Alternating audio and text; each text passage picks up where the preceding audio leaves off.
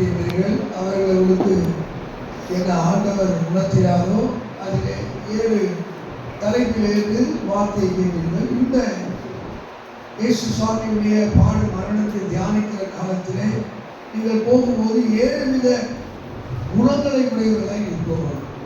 முதல், நீங்கள் மன்னிக்கிறவர்களாக இருக்கிறீர்கள். ஆமென். அல்லேலூயா. நாம் நினைப்போம் பிறர் நம்மை குறையை சொல்லக்கூடாது, குறை கண்டுபிடிக்க கூடாது, நாம் எது செஞ்சாலும் அவங்க மன்னித்து விட வேண்டும். ஆனால் நாம் பிறர் தவறை மன்னிப்பவர் மாணவர்கள். இயேசு 2 பேருமே மரணத்துக்கு நெருக்கப்பட்டவர். வலது பக்கம் இடது பக்கம். யூதருக்கு தான் சிலுவை மரணம், ஒரு ரோமனுக்கு கழுத்தை வெட்டி சாகடிக்கும். இப்ப இந்த 3 பேரும் யூதர்கள், அந்த 2 திருடர்கள் யூதர்கள், இயேசு யூதர், 3 பேருக்கு சிலுவை மரணம். 3 பேர் சிலுவையில தொங்கிக் கொண்டிருக்கிறார். அல்லேலூயா. ஆமென். அப்போ அவர்கள் வெறுப்பேற்ற சில பார்த்தீங்கன்னா குற்றவாளிகளாக இருந்த போதும் தண்டனைக்குள் இருந்த போதிலும் அவர்கள் பரியாசம் கேலி பண்ணது ஒரு கூட்டம் உண்டு. இப்போ இயேசுவை நீர் உண்மை ரட்சித்துக் கொள்ளும், எங்களை ரட்சியும் என்று அவரை கேலி பண்ணும்போது இயேசு அவர்களை பார்த்து, பிதாவே தாங்கள் செய்கிறது என்னதென்று அறியாதிருக்கிறவர்களை மன்னியும் என்று சொல்லி. இதை கேட்ட உடனே ஒருத்தர் மனம் மாறினது, மனம் திரும்பினான், மன்னிப்புக்காக கதறினான், அழுதார். ஆண்டவரே, ராஜ்யத்தில் வரும்போது என்னை ஏற்றுக்கொள்ளும் என்று சொல்ல நிலைக்கு அவன் மனம் திரும்பினான். அல்லேலூயா. நீங்கள் மனம் திரும்பி பாருங்கள். எவ்வளவு வேதனையோடு துக்கத்தோடு கண்ணீரோடு வந்திருந்தாலும் உங்கள் பாவத்தை இயேசு மன்னிப்பதற்கு அவர் வல்லவராக. அல்லேலூயா. ஆமென் சொல்லுங்க. ஒருவேளை அவனுக்கு சரீர மரணம் வந்திருக்கலாம், அந்த சிலுவையில் இன்னும் ஒரு 3 மணி நேரம் 4 மணி மரித்து போயிருக்கலாம். சரீர மரணம் அவனுக்கு உறுதியானது. ஆனால் ஆத்மாவிலே அவனுடைய விடுதலை அடைந்து அவன் உயிர் மீட்பை பெற்றவனாக மாறினான். மன்னிச்சு பாருங்கள், உங்க ஆத்மா விடுதலை கிடைக்கும். ஒரு இடத்துல பாலைக்கு ஒரு புத்தகத்தை எழுதினார், அதை நான் படித்தேன். சபையில நல்ல பாடுகளை ஜெபிக்கிற ஊழியர் செய்கிற ஒரு சகோதரி திருமணமாகி போனார்கள். போன போது அங்கே மாமியார் கடினமாக அவர்களை வேதனைப்படுத்தி அவர்கள் கடினமாக நடத்தி நடந்தெல்லாம் செய்வதெல்லாம் குற்றம் என்று சொல்லி எல்லாவற்றையும் குற்றம் கண்டுபிடித்துக் கொண்டிருந்தார். அம்மாவெல்லாம் சோதனமாக வாழ்ந்து விடுதலையாக இருந்தேன். இன்னொரு டைம் வெறுத்தானே தன்மையிலே வெறுப்பு வந்து அந்த வாலிப பிள்ளைகள் கை கால் விழுந்து போனார். போய் பல ராத்திரி அழுது குழம்பி ஜெபிக்கிறார். அற்புதம் நடக்கவில்லை. எல்லாரும் சொல்லி அற்புதம் நடக்கவில்லை. இப்போ அந்த சகோதரி கசப்போடு மன்னிக்காத இதயத்தோடு வாழ்ந்து கொண்டிருக்கிறார். அந்த சகோதரி கசப்பு கூக்குறது உங்களுக்கு நீங்க கடவுள் பைபிள் எழுதி. ஆமென். அல்லேலூயா. ஆனால் பாலியை அழுது ஜெபிக்கிற ஆண்டவரை ஏன் இந்த சகோதரி ஊழியத்தில் எவ்வளவு அன்புள்ளவர்களே ஊழியத்தை அழகா செய்து ஏன் இந்த நிலைமை அற்புதம் செய்ய ஆண்டவர் சொன்னாரா? இந்த சகோதரி உள்ளத்தை மீளாத ஒரு கசப்பு இருக்கிறது. தன் மாமியார் செய்த குற்றத்தை அவள் மன்னிக்க முடியவில்லை. உடனே அவர் சொன்னார், அருமையான சகோதரியே, உன் தவறை மன்னிக்க மாமியார் செய்த குற்றமாக மன்னி கர்த்தரை சுகமாக்குவேன் சொல்லுகிறார். நான் சாவிலும் கசப்படுவார். நான் அவளை மன்னிக்க மாட்டேன், என்னால் மறக்க முடியாது. நான் செய்யாத குற்றத்தை என் சுமத்தி என்னை காயப்படுத்தி விட்டார். ஒரே வார்த்தை சொன்னார், நீங்கள் அவர்கள் மனதார மன்னித்தால் உங்களுக்கு விடுதலை. ஒரு நாள் ஆச்சு, 2 நாள் ஆச்சு, அந்த வார்த்தை ஆவியால் பலமாய் பேச ஆரம்பித்தார். மெதுவாய் மன்னிப்பு கேட்க ஆரம்பித்தார்கள். அவங்க மன்னிக்க கேட்க அற்புதங்களை செய்ய ஆரம்பித்தார். அல்லேலூயா. நீங்க மன்னித்து பாருங்கள், மன்னித்து பாருங்கள். உங்களுக்கு மீட்பு நாடி நரம்பு எலும்புகளிலே ஒரு ஆரோக்கிய மன மகிழ்ச்சி முகமன் நாம் சொல்லு மனோ துக்கத்தினாலே ஆவி முறிந்து போகும். மன மகிழ்ச்சி நல்ல ஔஷதம், அது நல்ல மருந்தாக. எப்ப மனம் மகிழும், நீ மன்னித்து பாருங்கள். ஆவே உங்கள் குற்றங்களை பிறர் மன்னிக்க வேண்டும் என்று நினைக்கிற நீங்கள் உங்கள் குறைகளை ஒருவேளை உங்களுக்கு ஒரு தீங்கு செய்திருந்தால் மன்னிங்க. இயேசு 3 நிலையை சொன்னார், 3 மந்திரத்திலும் கற்றுக் கொடுத்தார். உன் சத்துருக்களை சிநேகியுங்கள். என்ன பண்ணுமா? உன் சத்துருக்களை சிநேகியுங்கள், உங்களை சபிக்கிறவர்களை ஆசீர்வதியுங்கள், உங்களை நிந்திக்கிறவர்களுக்காக ஜெபம் பண்ணுங்கள் என்று சொல்ல. சிந்தி பாருங்களேன், உன் உள்ளத்தில் கசப்பு என்பதே இருந்தா. அல்லேலூயா. 2வது என்ன செஞ்சாரு? இதோ இன்றைக்கு என்னோட கூட பரதேசத்தில் இருப்பார். இது ரட்சிப்பு. யாருக்குள்ளெல்லாம் அந்த நித்திய வாழ்வை பெறுகிறார்கள், மீட்பை பெறுகிறார்கள். இந்த ரட்சிக்கப்பட்ட அனுபவம் யாருக்கு இருக்கு? எபிரேயர் 4:2 சொல்கிறது, அற்புதங்களினால் அடையாளங்களினால் பரிசுத்தாவின் பலத்த செய்தினால் எவ்வளவு பெரிய ரட்சிப்பை குறித்து கவலை என்று. நிறைய பேர் ரட்சிக்கப்பட்டதா அந்த ரட்சிக்கப்பட்டவருக்கும் ரட்சிக்கிற வித்தியாசம் இல்லாத நிலை. அப்ப ரட்சிக்கப்பட்ட ஒரு அனுபவம் நமக்கு வருது. ஆமென், அல்லேலூயா. எதுக்காக ரட்சிப்பு? வியாதியிலிருந்து ஒரு விடுதலை, பாவத்திலிருந்து விடுதலை, சாபத்திலிருந்து விடுதலை, என் தாத்தா முப்பாட்ட முன்னோருடைய அந்த அக்கிரமத்தை எனக்கு ஒரு ரட்சிப்பு இயேசுவால் தான் முடியும். அதான் 4:12 சொல்லுது, அவராலே அன்றி வேறு ஒரு ரட்சிப்பு இல்லை. வானத்தின் கீழே பூமி மேலே இயேசுவின் நாமமே இல்லாமல் மனிதர்கள் வேறு ஒரு நாமம். நிறைய பேர் கிறிஸ்துவ மதத்தில் இருப்பாங்க, ரட்சிக்கப்பட்ட சடங்காச்சாரங்கள், மூட நம்பிக்கைகள், பாவங்கள் அவங்க வாழ்க்கை அலகடித்துக் கொண்டதாக இருக்கும். இந்த ரட்சிப்பு அனுபவத்தை பெற்று பாருங்கள். அந்த கல்வனுக்கு சரீர மரணம் இருந்தாலும் ஆத்மா மீட்கப்பட்டு நித்திய வாழ்க்கையை கடந்து போனோம். அல்லேலூயா, ஆமென், அல்லேலூயா. மூணாவது பார்த்தீங்கன்னா அந்த ஒரு உறவை உண்டாக்குறது. என்ன உண்டாக்குறாரு? அதோ அதோ எதுன்னு தெரியாது. யோவான் 19:20 இதோ தாய், அதோ ஒரு மகன். ஒரு உறவை அங்கே ஏற்படுத்துகிறார்.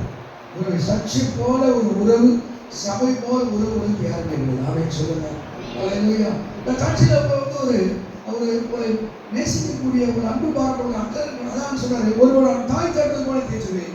ஒருவேளை தாயை போல தேய்ச்சக்கூடிய ஒரு இடம் இது.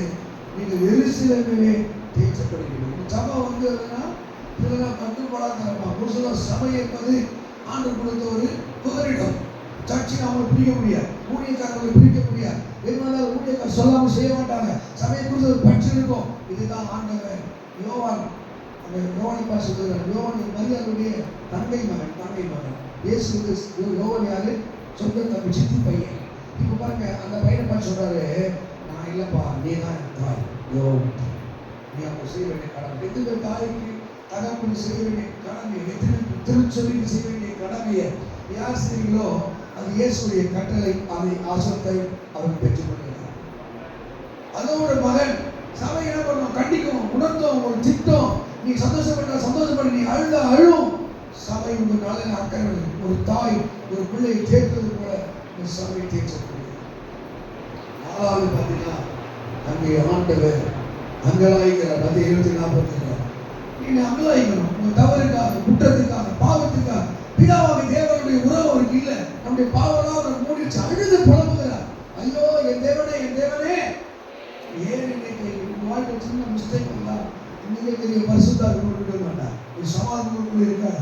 உடனே உபவாசம் பண்ணணும், உடனே செபிக்கணும், உடனே தேவசமத்தில் விழுந்து கிடக்கணும். அல்லேலூயா. வாரத்துக்கு எந்த ஒரு விசுவாசி ஒரு வேளை ஆகியும் உபவாசம் பண்ணதோ கண்டிப்பா அவருக்கு வாழ்வில் சாபங்களை கத்தர் மாற்றுவார். கத்தர் தடைகளை உடைப்பார். பிசாசு வல்லமைகள் நீங்கி போய் இருக்கும். அதை தான் இயேசு செய்தார். தேவனே, தேவனே, ஏன் எனக்கு அந்த திரைசிலை இடிந்தது, அந்த மேகம் கலைந்து போனது. பிதாவாக தேவனை தரிசிக்கிற அந்த அனுபவத்துக்கு அவர் கொந்தளித்தவராய், அங்கலாய்த்தவராய் இருந்தார். பார்த்தீங்கன்னா அவர் தவித்தார். யோவான் 10:20 தாகமாயிருக்கிறேன், ஒரு தவிப்பவர்கள், ஒரு துடிப்பவர்கள் இருந்துச்சு. ஆகவே சொல்லிட்டு தாகம். அல்லேலூயா. ஏசாயா 43:3 சொல்றாரு, நான் தாகம் உள்ள மேலே தண்ணி காணிப்பா. தாகம் இருக்கா? நான் இன்னும் ஒரு 3 சர்ச்சை நடத்தணும், 3 சர்ச்சைக்கு போகணும், மத்திய சபைக்கு போகணும், சிப்பாய் சர்ச்சைக்கு போகணும், தலைமை சபைக்கு போகணும். கிட்டத்தட்ட 500 பேருக்கு குஞ்சு திருவிருந்து கொடுக்கணும். ஆமாவா, எனக்கு தாகம் அடங்கலை. இயேசு மேலே தாகம் பைபிள் படிக்கணும். தாங்கள் பிரசவம் 1.5 மணி நேரம் பிரசவம் பண்ணேன். அங்கே பிரசவம் பண்ணி அத்தனை பேர் 90 பேருக்கு திருவிருந்து கொடுத்துட்டு வந்து நிற்கிறேன். ஆமையே சொல்லுங்க. அது நீங்கள் என்ன 83 பேர் இருக்கீங்க. ஆமே, நீங்கள் ஆவியாளர் உங்களை அபிஷேகிக்க வேண்டும் என்றால், வல்லமை செய்ய வேண்டும் என்றால், அந்த தெய்வத்து மேலே அப்பற்கற்ற ஒரு தாகம் இருக்கிறது. அல்லேலூயா. தாகம் என்ன? தாகம் என்ன? ஆணுடைய பிள்ளைகளுக்கு அந்த ஒரு ஆசை, தனியாத ஆசை. 100 சபை கட்டணை ஆசை, 100 ஊழியக்காரர் உருவாக்கணும் ஆசை. உங்களுக்கு என்ன தாகம் இருக்கிறது? தேவனுக்கு என்ன தாகம் இருக்கிறது? இயேசுக்காக எதையா செய்ய வேண்டும் என்ற தாகம் இருக்கிறதா? ஆத்மாக்களை ஆதாயம் பண்ண தாகம் இருக்கிறதா? உங்க பேரு பின்னாடி சொல்றாங்கல்ல, இப்ப என் பேரு பண்ணி டிசி போட்டு டிப்ளமோ சிவில் தேடி முடிச்சேன். அடுத்தது பிபிஹெச் போய் பைபிள் காலேஜ் படித்தேன். அதுக்காக எம்டியூ போய் பைபிள் காலேஜ் படித்தேன். இதெல்லாம் என் பேருக்கு எழுதி போட்டிருக்கேன். அப்புறம் 1112 பேருக்கு ஞானஸ்தானம் கொடுத்துருக்கிறேன். அல்லேலூயா. உங்க பின்னாடி என்ன பேர் இருக்கா? உங்க பின்னாடி என்ன பேர்? என்ன தாகம் இருக்கு உங்களுக்கு? என்ன ஆண்டவரோட தாகம் இருக்கிறது? இதை குறித்த ஒரு தாகம் இருக்கிறது. அல்லேலூயா. நான் கொரியா தேசத்துல இருந்து போயிட்டேன். வரும்போது 12 மணி நேரம் ஃப்ளைட்டு. தாய்லாந்து தங்கணும். வீட்டில் உட்காந்துருக்கேன். ஒரு பொண்ணு வாங்கி முடக்கு முடிச்சுட்டு இருக்குது. ஃப்ளைட்டு நம்ம வீட்டில் 24 ஏசி கொடுக்கும். அது ஹை டென்சிட்டி ஏசி ரொம்ப திக்காக இருக்கும். அதனால் மைக்கோட உடம்பு ஹீட் அப்படின்னா எல்லாத்தையும் சாயம் காமிச்சது. எங்களுக்கு தெரியாமல் நாங்கள் என்ன பண்ணுவோம்? தெரிஞ்சு வாங்கி குடிச்சிருப்போம். ஆட்கள் தான் வாங்கி முடியும். ஆமாவா கேட்குறேன். What's kind of drinks are it's wine. அவங்க வாங்கி 3 வயசு பண்ண முடியுமா? நான் பார்த்து மேலே சிரிச்சிடும். பாருப்பா, உலகத்தில் குடிக்கக்கூடிய பானம் நிறைய இருக்கு. சாராயம் இருக்கு, விஷம் இருக்கு, எல்லாமே இருக்கு. எல்லாத்தையும் குடிச்சிட முடியாது. நான் சொல்றேன், என்னிடத்திலே வாங்க, இலவசமாய் நீங்கள் பானம் பண்ணுங்கள். என்னிடத்தில் ஜீவனத்தில் தண்ணீர்கள் புறப்பட்டு போகும். எந்த மாதிரி எல்லாரும் எதுனா குடிச்சிடலாம். எல்லாம் எதுக்கு விஷம் கொடுத்தா ரியாக்ட் பண்ண போது சாரை குடிச்சா அந்த ரியாக்ட் பண்ணும். தேவனுடைய நித்திய ஜீவன் இருக்கிற அந்த ஜீவ தண்ணீரை எத்தனை பேர் பருக நினைக்கிறீங்க? என்ன ஒரு தாகம் தெரியல, என்ன நோக்கம் தெரியல. ஆமே சொல்லுங்க, நீ பிறந்தா உனக்கு ஒரு தாகம், ஒரு நோக்கம் இருக்கணும். மனுஷனா பிறந்தா உனக்கு ஒரு ஏய்வு இருக்கணும். இயேசுக்கு தாகம் இருக்கிறது. அவெல்லாம் ரெண்டு போய் தாகம் அவனுக்கு தேவை. ஆனா மனுஷன் என்ன கொடுத்தான்? கசப்பு கடந்த தானியை கொடுத்தான். நீ இயேசு அவன் தாகத்துக்கு கேட்கிறாரு, நான் தாகமா இருந்தேன், நீங்க தண்ணி குடிச்சு 10-25 சொல்றாரு. நான் தாகமா தண்ணி குடிச்சு நாங்க எப்போ கொடுத்தோம்? நாங்க வாங்கினார் பாடு, நாங்க எப்போ கொடுக்கல. இல்ல, இந்த சிறியருக்கு நீ எதை செய்றீங்களோ அதை எனக்கே செய்யுங்கள். ஒருவேளை ஏழை எளிய மக்களுக்கு நீங்க போய் சுவிசேஷம் சொல்லிப்பார், ஏதோ ஒரு உதவி செஞ்சுப்பார், ஏதோ நற்கிரியைகளை செய்துப்பார், நீ பிதாவாக என்னுடைய தாகத்தை தணிக்கிறாய். அதனால 6வது முடிந்தது என்று சொன்னார். முடிந்தா அதே 19:30 முடிந்தது. அப்ப இந்த பூமியில வந்திருக்கிற எல்லாருக்குமே ஒரு நோக்கத்தோடு அனுப்புகிறார், ஒரு திட்டத்தோடு அனுப்புகிறார், ஒரு மிஷன் கொடுத்து அனுப்புகிறார். ஒரு மாதிரி என்ன இருக்கும்? பிள்ளையை வளர்த்து பக்தியை வளர்க்கணும், பெரிய பணக்காரன் மாத்திரம் ஊழியர் செய்யணும். பலருக்கு பலவிதமான யாரையும் நோக்கம் இல்லாத. அல்லேலூயா சொல்லுங்க ஆமென். பிதாவாக தேவனுடைய சித்தத்தை செய்துட்டு அவசரம் முடித்தே. ஒரு சில ஸ்கூலுக்கு போய் கான்வென்ட்ல சேர்ப்பான், 3ஆம் கிளாஸ் தாண்ட. ஒரு வயது காலேஜ் எத்தனை பர்சன்ட் தெரியுமா? 24 பேர், 18 பேர் 19 வந்து இந்த வருஷம் இந்த அகாடமி இயர்ல. ஆனால் இருக்கிறது 6 பேர் தான். 6 பேர். ஏன் தாக்கு பிடிக்க முடியல? கிறிஸ்துவ ஜீவிகள் அப்படிதான். 1000 பேர் ரட்சிக்கப்படுவான், 10,000 பேர் ரட்சிக்க, 1 லட்சம் ரட்சிக்கப்படுவான். பரலோகத்துக்கு போது 4 பேர் தான். 4 பேர் தான். பைபிள் சொல்லு, முடிவரியந்தும் நிலை நிற்பவனே ரட்சிக்கப்படுவான். அப்ப நம்ம கையில் கொடுக்கப்பட்டதை, அந்த தரிசனத்தை, அந்த திட்டத்தை, நோக்கத்தை யார் முடிக்கிறார்? ஆமா, இயேசு செய்தார். பிதாவின் அவரேதான். ஒரு சினிமா தேட்டர்ல போயிட்டு ஒரு மனுஷன் உட்காந்துக்கிற மாதிரிமா உட்காந்துருக்கலாம். அவங்க கைத்தறாங்க, காட்சிடாரு, என்ன டயலாக் இது, என்ன மியூசிக் அது, அப்படியே விசில் அடிக்கிறான். ஒரு ஆள் பாட்டு கல்ல மாதிரி உட்காந்துருக்கான், கல்ல மாதிரி உட்காந்துருக்கான். பார்த்துக்கோ, என்னையா சீன், என்னையா டயலாக், என்ன மியூசிக். ஒரு பரவசமே இல்லை, ஒரு உணர்வே இல்லை. அல்லேலூயா. ஆசனாரே அந்த மாதிரி படத்தை எடுத்த டைரக்டர். இந்த படம் சினிமா திரையில இப்படி வருவதற்கு முன்பாகவே 3 வருஷம் என் மண்டையில இருந்துச்சு. யாரை கதாநாயகியை போடணும், யாரை கதாநாயகனா போடணும், எந்த லொகேஷன் எங்க, யாரோ டைரக்டர், என்ன டைலாக் போடணும், இதெல்லாம் எனக்குள்ளே வந்தது. பிதாவாகிய தேவன் அவரே இந்த பூமியில ஒரு திட்டத்தோடு வந்தார். எல்லாரும் ஒரு மாதிரி பாக்குறாங்க, ஆனா யோவான் மட்டும் பார்க்கிற சகல ஜனங்களை பாவங்களை சுமந்து இருக்கிற தேவ ஆட்டுக்குட்டி. அவன் உனக்காக எனக்காக மரிப்பதற்காக அந்த நோக்கத்தை தேவன் அழகாக செய்யும்படி சொன்னார். முடிந்தது. ஆமென். அல்லேலூயா. யோனா போல ஓடிக்கலாம். யோனா கையில ஒரு விஷன் கொடுக்கிறார், ஒரு ஊழியத்தை கொடுக்கிறார். போ நினிவேக்கு சொல்லு. அவன் என்ன பண்ணான்? ரூட்டை மாத்திட்டான், தர்ஷீசுக்கு போனான். ஆனா பாருங்க, நீங்க அழைப்பை விட்டு போய் பாருங்க, ஓடிவா, நோக்கத்தை விட்டு போய் பாருங்க, உன் தரிசனத்தை போய் பாருங்க, உன்னால குடும்பம் ஆடி கொண்டு இருக்கும். உனக்கு தாகங்கள் நேர்மலை தாங்க இருக்கும். அந்த தாகம் தனியாதான் இருக்கட்டான். யோனா திரும்பி வந்தான், தேவ சமூகத்தை திரும்பி வந்தான். அந்த யோனாவுடைய வைத்த அந்த நோக்கத்தை நிறைவேற்றான். உங்களுக்கு குறித்த நோக்கம் 2026 ஏதோ ஒரு நோக்கம் இருக்குல்ல, உனக்கு தனியான தாகம், சின்ன முடியுமா பெரிய முடியுமோ, இப்போ பாடு வாசிக்கிறியா, கீபோர்டு வாசிக்கிறியா, தொடர்ந்து தாகம் இருக்கணும். அதை எப்படி பண்ணணும், எப்படி வாசிக்கணும், செய்தி மேல தாகம் இருக்கணும். எனக்கு கட்டுத்தாங்க ஆண்டவரே, எனக்கு போதிங்க ஆண்டவரே. உன் நாவின தேவன் வார்த்தை சமாளிச்சுக்கலாம், பேசிக்கலாம், வாசிக்கலாம், ஆமென் சொல்லலாம். அப்படி கடைசியா அந்த இடத்துல அவர் சொல்றாரு, என் ஆவிய அதே 30 என் ஆவியை நான் ஒப்புவிக்கிறேன். இந்த வார்த்தைக்கு உன் விருப்பத்துக்கு ஆண்டவரே என்னை மாற்றிக் கொள்ளுகிறேன், உன் சித்தத்துக்கு என்னை ஒப்பு கொடுக்கிறேன். அல்லேலூயா, ஆமென். நாலப்பா என் விருப்பம் என் ஐடியாலஜி இல்லை. அது நீங்க மத்திய சுவிசேஷம் 26:41 அவர் அழுது ஜெபிக்கிறார், பிதாவே இந்த பாத்திரம் என்னை விட்டு நீங்க கூடுமானால் நீங்கும்படி செய்யும் முடிகிறாரே. ஆயிரம் என் விருப்ப முடியல, என் சுத்தம் முடியல, உன் சுத்தத்தின்படியே. அல்லேலூயா. நீங்க ஏசாயா 53:10 கர்த்தரே அவரை என்ன பண்ணலாம், முழுக்க சுத்தமானார். நீ சர்ச்சுக்குள்ள வந்து சில பாடு அனுமதிப்பார், நிந்தையை அனுமதிப்பார், கஷ்டத்தை அனுமதிப்பார், வியாதி அனுமதிப்பார். அங்கே என்னை விட்டு ஓடுறானா, இதை சகிக்கிறானா, இதை ஏற்றுக்கொள்கிறானா. அல்லேலூயா. ஒரே குடும்பத்துல ஒரே மாதிரி வந்தோம், 10 பிள்ளைகள் செத்துது, சொத்து அழிந்தது, மான மரியாதை போனது. இப்போ அங்க யோபுடைய சிந்தனை வேற, யோபுடைய மனைவி சிந்தனை வேற. யோபுடைய சிந்தனை வேற.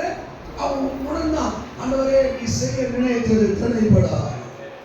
ஆமென். அல்லேலூயா. வாழ்க்கையில பாடு கஷ்டம்னா யோபு மனைவி மாதிரி இருக்காது. யோபு மனைவி என்ன பண்றான், ஏன்னா உத்தமத்துல இன்னும் உத்தமத்துல மாறுற, நீ தேவனை தூஷித்து ஜீவனை விடு. யோபு சொன்னார், கர்த்தர் கொடுத்தார், கர்த்தர் எடுத்தார், கர்த்தர் நாமத்திற்கு ஸ்தோத்திரம். அப்ப வாழ்க்கையில் சில பாடுகளும் நெருக்கடிகளும் கஷ்டங்கள் வரும்போது முறுமுறுத்து ஓடிடாத, கர்த்தருடைய நொறுங்குவார். அங்கே 18:6 வாசிக்கிறோம், ஒரு குயவன் கையிலே ஒரு களிமணை போல இருக்கிறீர்கள். களிமண் உடனே பானை ஆகுதில்லை. களிமண் என்ன பண்ணுவாங்க, அந்த மண்ணில் எடுத்து கையை எடுத்து வரணும், எடுத்து வந்து நல்ல பெரிய கட்டை, ஒரு கட்டை பெரிய கட்டை வச்சு பட்டால் அடிக்கணும். அடிச்சு அதை பண்ண என்ன பண்ணணும், பவுடர் ஆகணும். மறுபடியும் அந்த வண்ணத்தில் போய் 2 நாள் 1 நாள் ஊற வைக்கணும். தண்ணி நல்லா ஊற வச்சு அப்புறம் பிசைஞ்சு அதுக்கு கல்லெல்லாம் எடுக்கணும். எடுத்துட்டு என்ன பண்ணோம், அந்த மண்ணு உள்ள அது நல்ல சாஃப்ட்னஸ் உண்டா. அதுக்கப்புறம் தான் அந்த பானையாகவோ சில இரும்பு பாத்திரங்களாகவோ அந்த ஏன் இன்னும் உருவாக்கப்படலை. நிஜமான சித்தத்துக்கு ஒப்பு கொடுக்கிறவனை மாறி பாருங்க. கர்த்தருடைய இயேசு அவர் ஒப்பு கொடுப்பார். ஒரு சிற்பி அவன் வடிவமைத்த ஒரு சிலையை போய் வணங்க மலை மேல் ஏறினான். மலை மேலே ஏறி அந்த சிலையை அவன் வடிவமைத்த ஒரு சாமி சிலையை வழிபட்டு வந்தான். அப்போ அந்த படிக்கட்டை அவன் தான் படைத்தான். படிக்கட்டை கேட்டுதான் அந்த சாமி சிலையும் நாங்கள் ஒரே மலையில் தான் கொண்டு வந்தோம். எல்லாம் ஒரே மலையில் தான் வந்தோம். பார்த்தீங்கன்னா என்ன உங்களுக்கு ஓரம் வருதுன்னு அதை வந்து அழகாக சாமியாக்கி எல்லாரும் போய் இதை வழிபடுகிறான், கும்பிடுறான், பூஜை பண்றான். எங்களை படியா போட எல்லாரும் மிதிச்சு எங்களை போறான். ஏன் சிற்பி இப்படி பண்ணிட்டீங்கன்னு சொல்லி இந்த படிக்கட்டெல்லாம் பார்த்து அவன் கேட்டுச்சான். அப்போ சிற்பி சொல்றான், நீ சொல்றது உண்மைதான், எல்லாரும் ஒரே மலையிலிருந்து வந்தவங்க தான். நான் உங்களை உருவாக்க, உங்களை செதுக்க, உங்களை நான் அடிக்கும் போதெல்லாம் நீங்க உடைச்சு போனீங்க. நான் நினைச்சேன் நல்ல சிற்பமாக பெறுவதற்கு இந்த கல் ஆக்கின்னு சொல்லி நான் படியா செஞ்சேன். ஆனா அந்த கல்லோ நான் எப்படிலாம் அடித்தனோ, உதைத்தனோ, சுதைத்தனோ என் விருப்பத்துக்கு ஒப்பு கொடுத்தது அது சிலையாய் சாமியாய் நிற்கிறது அல்ல. அல்லேலூயா. தேவனுடைய சித்தத்துக்கு நீங்கள் ஒப்பு கொடுத்திருக்கிறார். இது ஜஸ்ட் லைக் வந்து வாழ்க்கை அது இல்லை, இது சும்மா உட்காந்து போனது இல்லை. இருக்கிற ஒவ்வொரு நசுடரே யாரையை ஒப்பு கொடுக்கிறார். ஆமென். சரி படிச்சு 12 படிச்சு இந்த சரீரத்தை ஜீவனை யாரையை ஒப்பு கொடுக்கிறார். ஆமாவா? அல்லேலூயா. 12 சிறுவை இயேசு செய்தது கண்கள் மூலம் இயேசுவை சொல்லும் ஆண்டவரே, எங்களை நொறுக்க சுத்தமாகும், எங்கள் உருவத்தை மாற்றும், எங்கள் சுபாவங்களை மாற்றும், மன்னிக்கிற முகத்தை தார். சபையை குறித்த ஒரு உறவை எங்களுக்கு தார். என் தாய் தகப்பனை குறித்த உறவை எங்களுக்கு தார்.